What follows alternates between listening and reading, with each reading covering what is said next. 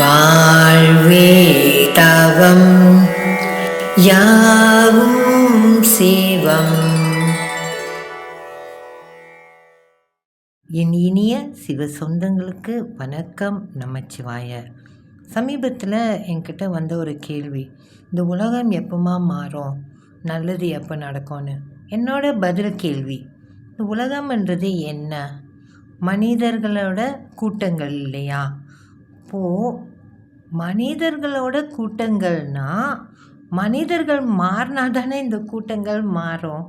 அந்த மாற்றம் நடக்காமல் உலக மாற்றம் எங்கேருந்து வரப்போகுது? ஒன்றுமே இல்லை. இப்போது சமீபத்தில் சில பிரச்சனைகள் நடந்துச்சு இல்லையா?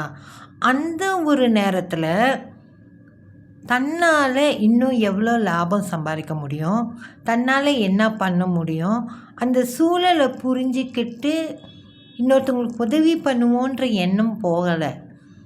இப்படி இருக்கும்போது எப்படி உலகளவில் மாற்றத்தை நம்ம எதிர்பார்க்க முடியும்? அப்போது நம்ம செய்ய வேண்டியது என்னென்னா, நம்மளை மாற்றணும்.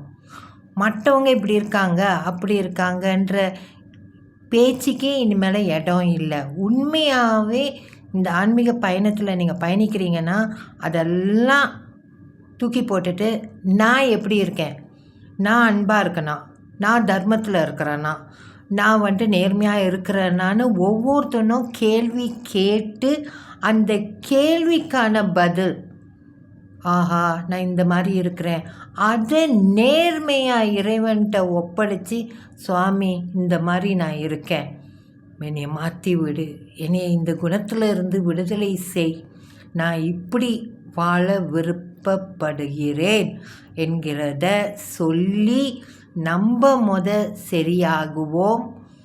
அதன் பிறகு உலகம் தானாகவே சரியாகும்.